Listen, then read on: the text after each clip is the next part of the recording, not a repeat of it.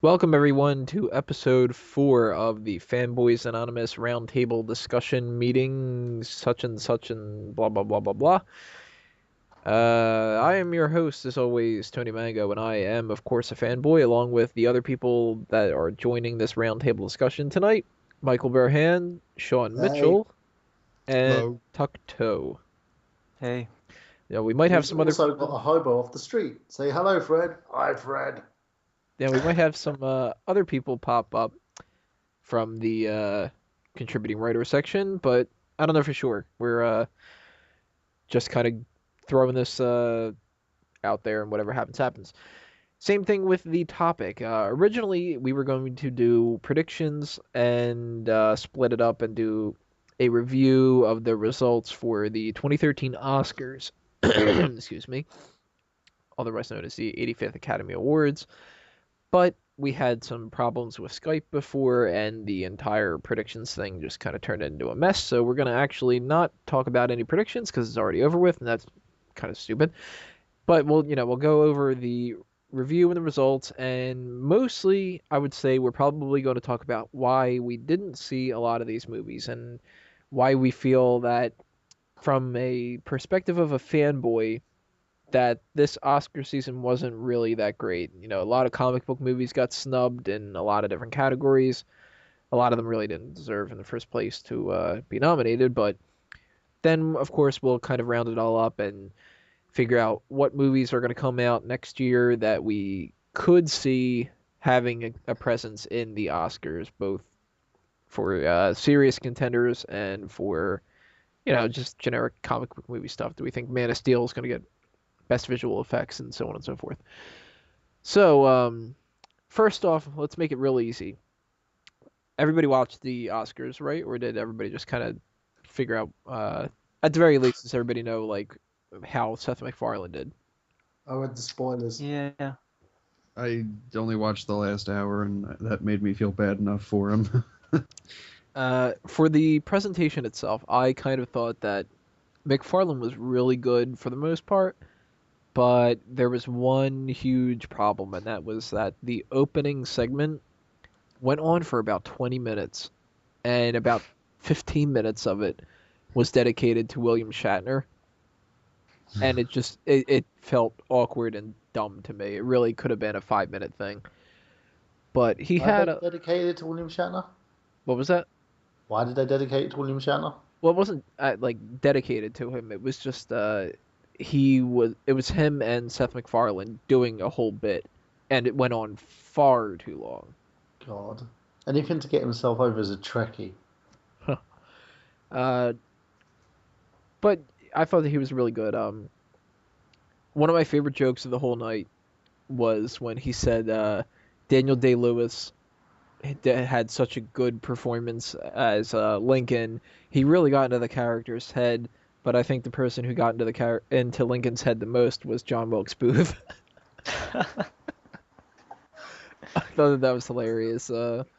Classy.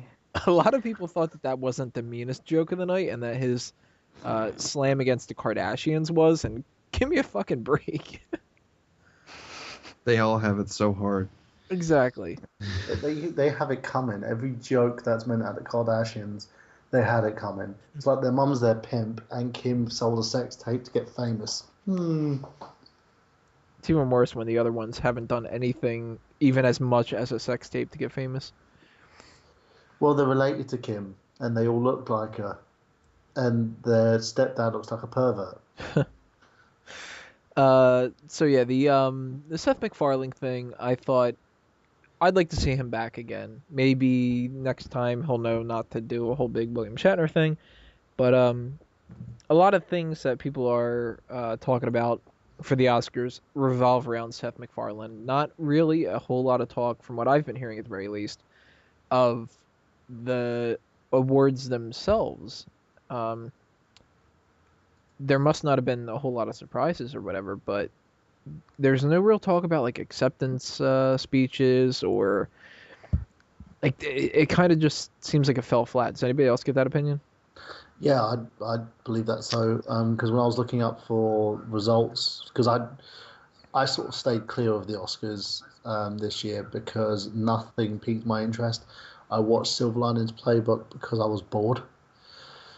And I must say, it's not. I wouldn't put that as an Oscar contender at all. I don't think it should have been in the list, and it shouldn't really have won anything. I don't think most of the movies should. I'm happy for Ben Affleck, the fact that he won an Oscar for Argo, but I just don't believe that anything that was presented as part of the Oscars this year should have actually been there. There's no hype over it. Usually you'd have a bit of hype over the movies and the actors, and hopefully, talk about what they're going to do next, and some talk about the Oscar curse, because usually whoever wins Best Actor and Best Actress ends up having their career fall flat afterwards. Yeah, speaking of the guy from The Artist. Yeah, so from my perspective, there hasn't been much talk about it, and I don't feel there was enough buzz around it. I think it was chose due to what the Academy of Arts and Science felt that they wanted as part of the Oscar list, but there's only one movie out of the lot that I think everybody in general consensus have seen, which is Django Unchained. Has everybody seen Django here? Mm-hmm. Yes. All right, we'll have to talk about that. It's Tarantino. Everyone's going to see it. Yeah. Before we get into the best picture and everything like that, let's do a really quick rundown. Best short film, and a lot of these things don't really matter and all that. Best documentary and Paperman matters. that was the only one I was going to actually bring up as best animated short. Thank God Paperman won. Now I didn't watch the others, so I can't really say that they were crap or anything. But I loved. Thank God the one that I saw won. Right? Yeah, I loved it. I thought it was fantastic, and I really wanted it to get nominated originally when I saw it. So when it got nominated, I of course was rooting for it, and that's speaking from someone who's been a Simpsons fan for his entire life. So fuck Maggie Simpson. I'm glad Paperman won. Yeah, I am of almost the exact same sentiment, because The Simpsons just doesn't carry the weight that it used to, and Paperman managed to be short and powerful, and we ran you through the gamut of human emotions. It flat out deserved it. Now I'm a little disappointed that Wreck-It Ralph didn't win for best animated film. Again, it was good, but it's not fantastic. Yeah, it's not like some best picture kind of thing, but no. But Again, it's one of those where it shouldn't have been nominated. It's like if you compare it to other sort of animated films like Up, for instance, they're all in a different class. I think Wreck-It Ralph would be more sort of like, yeah, it touched on the video game genre. It was a nice little film, very heartwarming, but in the end, would you go and see it twice? I haven't seen it once, but that's my own fault. I think the only reason it got the nomination was because what else, coming from like an animated feature, what else really stood out this year? There wasn't really much else to put up. Well, except for Brave, which ended up winning. Well, yeah, I mean, like Brave, Frankenweenie, Paranorman, The Pirates, and Wreck-It Ralph. So Yeah. Again, like the Pirates. those are pretty much the only animated films that really came out. I mean, what are we missing? I don't even know. Yeah, I don't even know There's either. nothing else. So I think it got there by virtue of the fact that there was very slim pickings in this category, which That's is a kind of shame. sad. Because Yeah. normally it would be like kind of a victory for the nerd crowd, because it is rife with references and stuff. But I don't know, I think it's more indicative of the fact that there wasn't much in the way of nominees to nominate, rather than the Academy respecting something that has a little nerd cred.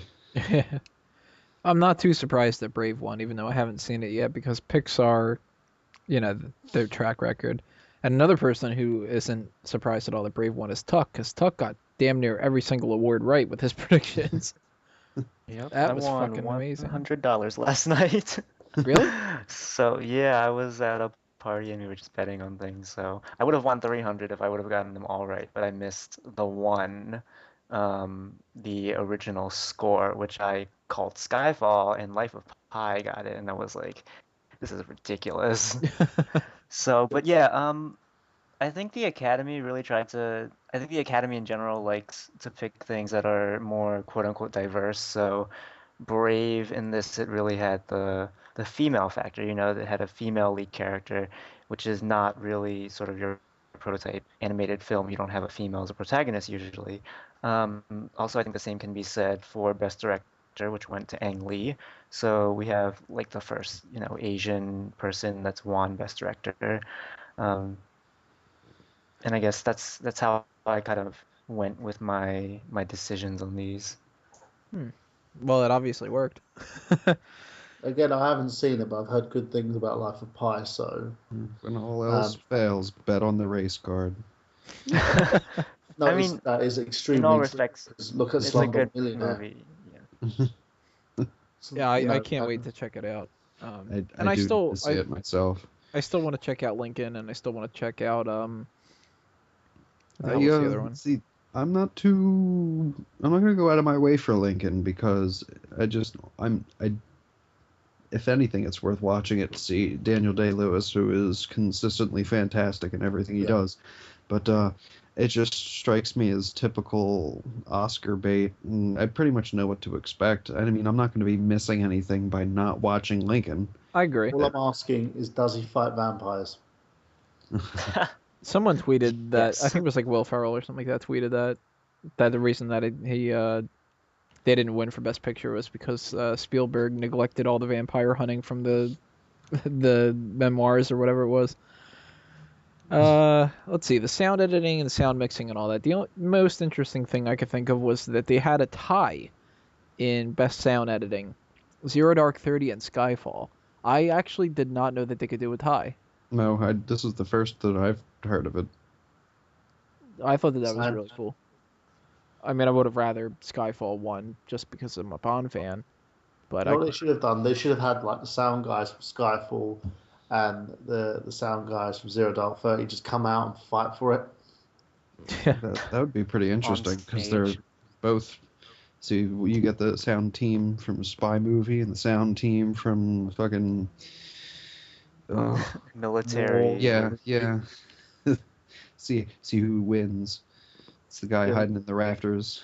You could have Shatner in the background, like, standing there speaking Klingon as they're standing with their little batarangs, like, getting ready to fight. Is that the wasn't that what they were doing in The Cable Guy, that song? Yeah. Well, yeah, but it's a Star Trek reference. But it just immediately reminded me of the way that Jim Carrey was doing that in that movie. It actually reminds me of Futurama, but that's going off on in a different direction. Yeah, the sound ones were like that, and then some other sound ones, original song and original score. Original score, as mentioned earlier, went to Life of Pi. Original song went to Skyfall, which I was hoping for and everything. One thing that annoyed the crap out of me with the Oscars was they had way too many songs. I don't know why there was a Chicago song on there. That really was pointless in my mind. But with all these songs, they need to do music. Everyone has to be entertaining and use their musical theatre degree that they got like way back when. Yeah, but Chicago came out years ago. Yeah, and one of my favorite movies, by the way. It made sense to do the Bond tribute and have Shirley Bassey sing Goldfinger, because it's kind of the most popular Bond theme and all that, even though she butchered it. I don't know how the fuck she did that, but on crack. It annoys the living shit out of me when somebody sings a song and they don't sing it the way that the song is. Like, she was doing the that way crap. they originally sung it. Yeah, like, you don't go like no, it's everything. I don't know. If you can change the song and make it your own and still be good, but I mean it's not easy to do, and Have it's you just X Factor? It's just no, actually I don't, because I have self-respect. But I don't watch any of those bullshit talent shows. That's a waste of time. I ended up being in a house in Scotland with people watching one of those talent shows because they had nothing better to do, and I'm sitting there watching it thinking, he's not hitting the right notes. He's butchering the song. I'm going to kill someone. a perfect example, and it's ironic that I'm kind of bringing up Adele, seeing as how she won for Skyfall, but her cover of what is it, Love Song by The Cure, absolutely terrible. I mean, if you're going to cover a song, I'm not supposed to listen to it and then immediately wish that I was hearing the original version. Yeah. And it's just... That's exactly what I was thinking with Goldfinger. I was like, I'd rather them just blast Goldfinger over the PA system than have Shirley Bassey be like, I'm a terrible singer, so I'm not going to do it any justice. I would have preferred if they just cut her mic and then started blasting it over the loudspeaker, like in the middle of the performance. Yeah. This is Ashley Simpson. So you know the difference, because it's like she's bombing. Cut it. When she gets to a part like the normal Goldfinger song is like, but don't go in, and she was like, but don't go in, and you're like, oh, what happened here? Like, did she forget the lyrics or something? Like, Tony, can I just say that was amazing? That was my best Shirley Bassey fuck up. Tony Mango for Best Original Score 2013. It's sad that I almost did a better job than she did. And there were some good ones though. I really liked the Les Mis one. That was good, yeah. With the entire cast, and then I obviously liked when Adele did Skyfall because she's just perfect. But I do love that song. That there were a lot of musical numbers that weren't really necessary, and they were just doing it for the sake of. Did Russell Crowe singing the Les Mis one, or did they put him somewhere in the background so he could say things? He did good. People gave him a lot of shit for it, but he was okay. He fulfilled his role. Okay, let's just say that. Yeah, he was doing the basic. I'm Russell Crowe. They tucked him away in the background and cut his mic. Does anybody watch Conan? No, I haven't watched Conan. After the Oscars, they did a gag about Russell Crowe's terrible singing, and it was really funny. They used some guy who's basically just angry man shouting lyrics to a variety of different things, and the joke was that they were using him to sing in real time at the Oscars, and then Anne Hathaway's speech went too long. They had him going, "Get off the stage! You have been speaking too long." It was absolutely hysterical. They should have cut Russell Crowe's mic and played Shirley Bassey over it. Well, have Russell Crowe sing hard cut to Tommy Lee Jones being unimpressed. I was disappointed in the Skyfall one, but I wasn't disappointed in Adele. I think that they had the mic levels too wrong. No, but she's recently had throat surgery as well, though, dude. Yeah, but they needed to boost that up to make up for it, though. Yeah, the orchestra was overpowering her, and I was like, you guys need to back off. You can just a little bit. Just get Russell Crowe in there and let him sing. What the Skyfall! Oh my god, I want to hear that fucking version. He should have just sang every Bond theme or whatever. Goldfinger! I thought Russell Crowe did great, okay? So... Well, he sure did better than me, because I'll be damned if I'm going to let them film it, but yeah. It's not going to stop me from making fun of him. He's still going to do a CD of the Fighting Around the World theme from South Park. I want to hear classic lullabies as screamed by Russell Crowe. Go to sleep! Go to sleep! Go to sleep, little baby! That'd be perfect. I would buy 5 copies. To torment your family. One for the car. Radios in places like Babies R Us. Pop it in the attic. Just play it over again. I'd go to clubs and bring a CD up to the DJ. Yo, mix this with something. Auto-tuned. Auto-tuned Russell Crowe dubstep. One other song was from Seth MacFarlane, right off the bat, which I thought that this was kind of ballsy. He did a song, "We Saw Your Boobs," and to me I was like, well, that's kind of risque to do at the very beginning of the show. It's 8:30 at night or whatever, and some old people are watching, and they would be like, oh, this is crude, and whatever. But I actually thought that was pretty funny. The best part, of course, was when they did the Kate Winslet "We Saw Your Boobs" in, and then he listed like 7 movies. Yeah, and Charlize Theron, he was saying, "Oh, we saw your boobs," and she's just standing there. Well, she was sitting there looking away, really embarrassed. I think he embarrassed the entire female population of that audience. Yeah. I thought it was good though, and He's getting a lot of shit for it though.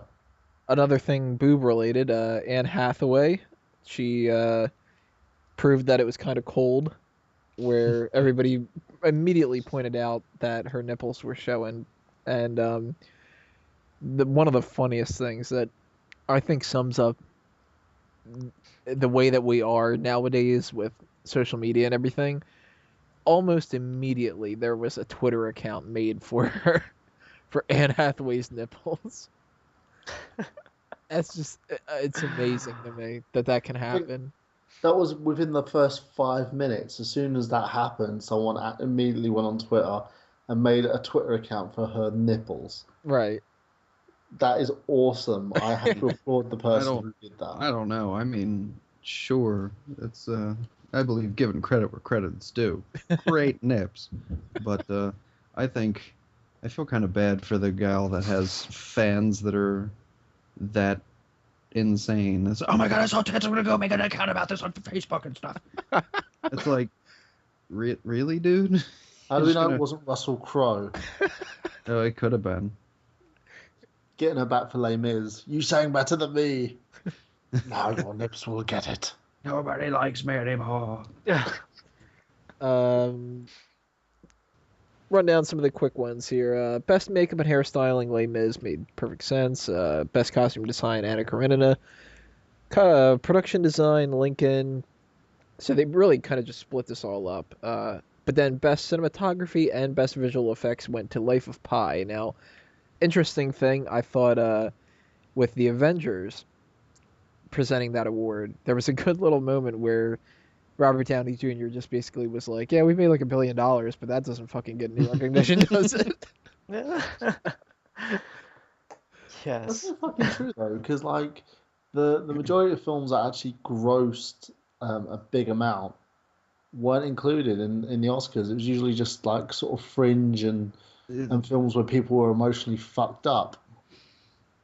Yeah, but I mean, comic book movies never really get that because they really don't have it in them to get. If you look at comic book movies, though, like, I mean, I love comic book movies, but essentially they're just kind of the evolution of action films. I mean, there's more depth to it. Yeah. Certainly, the characters are more interesting, but I think it's going to take a while for the Academy to kind of recognize that, and I think they're still just pissed they had to give Ledger that award back for Dark Knight because he died. I mean, I still think that should have been nominated though for Best Picture. If Heath Ledger lived, do you think he would have even been nominated for that role? Because don't, not at all. No, they were forced to recognize he was a great actor, and he gave one hell of a performance. Yeah, and it's just. I think it was just lip service, like, oh, he's dead, and sure, he would have done something that we could recognize down the road, but he didn't, so... I think he would have been nominated, but he definitely wouldn't have won. No, he wouldn't have been. They actually re-released the movie just so that he could actually get nominated into the Oscars. Well, didn't Johnny Depp get nominated for Pirates? I think, again, I don't know why. So if he got nominated for that, I wouldn't be surprised by, Heath Ledger getting nominated for Joker. Winning, though, is a completely different story. He totally wouldn't have won. Without a doubt. Because they do have a tendency to do that. If they think that it's the last time that they could give somebody an Oscar and they haven't, then they will. And that had a lot of buzz going. That's the reason that The Dark Knight made that much money, too. Yeah. There's no question about it. I mean... Mm-hmm. We'll circle back and talk about, comic book movies and all that when we finish up with the results itself. Film editing went to Argo. Adapted screenplay went to Argo.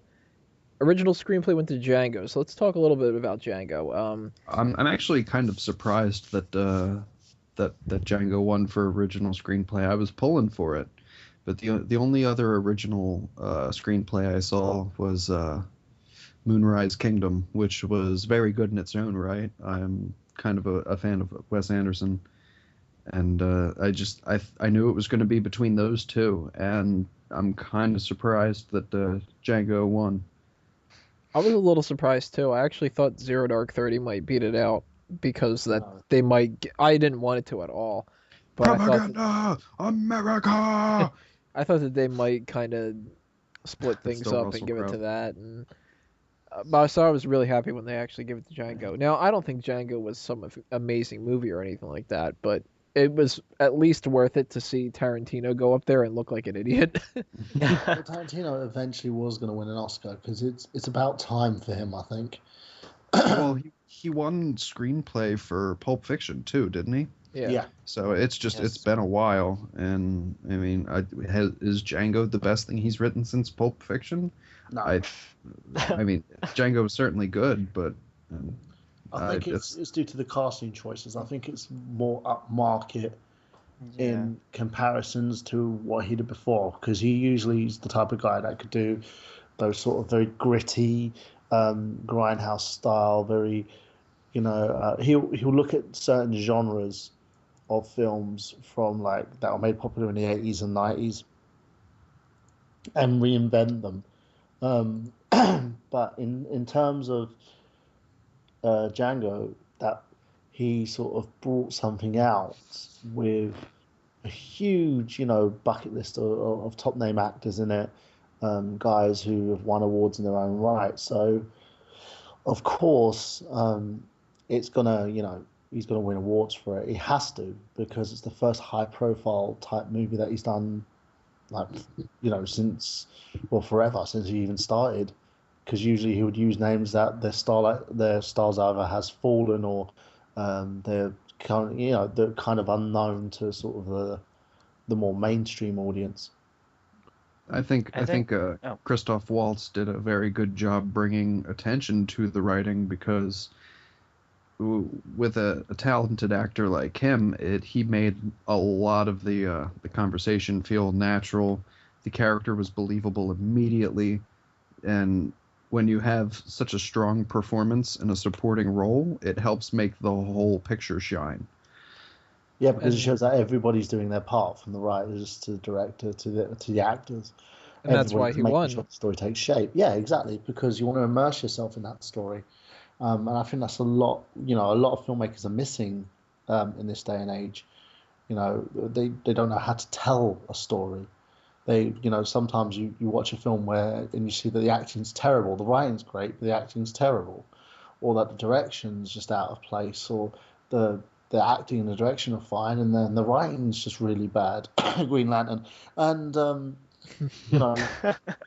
these films, and you try to figure what you are, but when that all falls into place, and it makes something rather unique, because it allows you to get lost in it instead of actually trying to find fault within it. Other than the theme song. Django is just as good because everything. Django! I mean, I think my sort of thought process about picking Django to win this was that, if you compare it to the other films, Tarantino is known for like writing these very over the top and dramatic sort of movies. So if you look at the other ones like Amour and Flight and Zero Dark 30, these are about like things that could possibly happen in real life / are based on a true story. So I think Django stands out in terms of, it's very imaginative. You had to be very original about it. So that's why it sort of won for, its creativity and, of course, original screenplay. For going outside of the box. Right. And yeah, as we said, Christoph Waltz wins for Best Supporting Actor, which I was very, very happy about. Best Supporting Actress went to Anne Hathaway for Les Mis. We kind of all saw that coming. For lay tits? For lay tits. I keep telling you, it was a Russell Crowe in a dress. So that was, Oscar! That was kind Stop of looking at my tits! Best Actress went to Jennifer Lawrence for Silver Linings Playbook.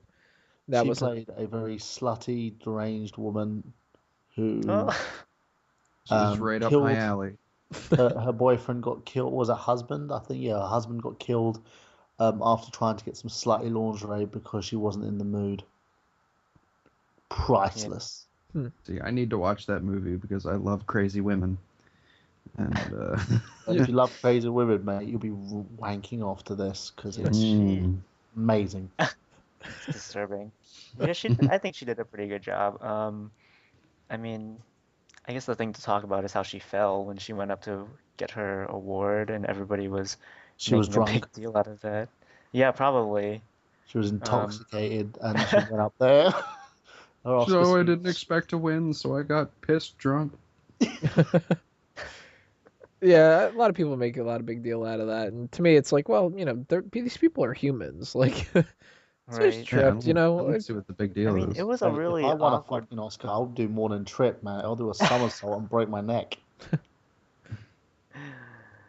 It I'll was be such an wearing a awkward dress as well. call, though. It was like she was just kind of standing there, and then all of a sudden you see her like slowly falling over, and then she just stays there for about 5 seconds, and then she gets up and she's like, "Oh, okay, I'm gonna accept this award now." It was Well, I just have to really give it to her, awkward. though. Like it looked really staged to me. I was sitting there, obviously with a glass of wine, but I was sitting there and I was like, "That is so fake. She planned that." oh, it got people I talking think it's about her. partially because her dress looked like it was made out of a comforter. Yeah, her She dress. just pulled something off of her bed and fucking tethered it real quick, stuck her head through. Well, you know what? At least you have to hand it to her. The fact that she actually, she's the only female in the audience that actually saw humor in what Seth MacFarlane was doing when he, joshed her. So brilliant. A She was little an thing Oscar that on that. I really liked was backstage afterward. There was a thing with Jack Nicholson coming up to her and saying, "Oh, you look like you remind me of one of my ex-girlfriends. You look like her." And she was like, "Oh, like thank you and all that." And he said something else like, "You look like my next one too," or something. Yeah. See, look, You now look that like my next- she's done a love scene with Bradley Cooper, every single old age pensioner is after her. Hey man, if I was her, I'd fucking sleep with Jack Nicholson for a couple years. What? Why not? Why not? he's fucking That's crazy. That's worth it. Worth it. It's not even her, So so he just wants to old, sleep with Jack like- Nicholson anyway. Sean's like, okay, Jack, let's get it over with. Just remember I'm the power bottom. He makes Sorry, you guys, I have wear standards. he makes you wear that mask from Batman. Put That's this okay. Oh. Put a Why ball would they gag in keep my me the mouth. balls? Put the rubber cowl on. I'm cool. Oh do it. God. While he's doing it, you're going, na na na na na na na na na na na na na na na na. Oh, I've done. That's a different. This is a different Batman. Dun, dun, dun, dun, dun, dun. Best actor went to Daniel Day-Lewis. Everybody saw that coming. His 29 millionth Oscar win. Right. He had a really good acceptance speech where Meryl Streep is the one who presented it to him, and he was like, "Oh, it's funny because actually Meryl Streep was the first choice to play Lincoln, and I It was was the first genuinely choice." hilarious. Yeah, I I got a good laugh. That was actually one of the better ones of the night. I've only ever seen him in like these awesome, like really fucking dark, serious roles, and love then he him gets in up on Martin. stage, and the first thing he says is talking about how like, oh, originally she was supposed to be Lincoln. I'm like, He was supposed This to be man- Margaret Thatcher. Yeah. He was. this man's funny. I think he would have played a better Thatcher than Meryl Streep anyway. I would love to see. I'd love to see him as Margaret Thatcher, although it would have to be Meryl some Streep. weird combination of Margaret Thatcher and Bill the Butcher. Yes. Margaret Thatcher sharpening butcher knives and stuff. Oh. I think he should have been Abraham Lincoln Vampire Hunter. That's just me. I think he should have been Margaret Thatcher, Vampire Hunter. No, Margaret Thatcher, Nazi sympathizer. Oh. That brings us So gonna down. get kicked out of the UK. That brings us down to the final two. There was Best Director and Best Picture. Now, Best Director went to Ang Lee, and a lot of people thought that was a real snub for Ben Affleck to not be nominated. But then he wins for Best Picture with Argo. and kind of makes up for it and everything. I don't understand how you can not be nominated for directing and be nominated for Best Picture. Yeah, it's just That's weird. kind of redundant. Yeah, it almost seems like, well, you know what though, they don't have the 10 categories for that, but if you were nominated for Best Picture and nominated for Best Director, or you were nominated for Best Picture out of the 10 and not nominated for Best Director, it would make more sense to me if you didn't win Best Picture. Like, if something like Lincoln would have won, then it would have been like, oh, okay, they liked it enough to give a Best Picture nomination to it, but not enough, and that would be kind of the sign that he didn't get nominated for Best Director, and that's why he didn't win for Best Picture. But that must have been a snub more at Ben Affleck than against the movie. Well, think about it this way. He burnt a lot of bridges. You know, he had his ups, he had his downs. He did a lot of shitty movies. So I think his time will come where he gets Best Director. His star in Hollywood has gone so high up now from winning Best Picture.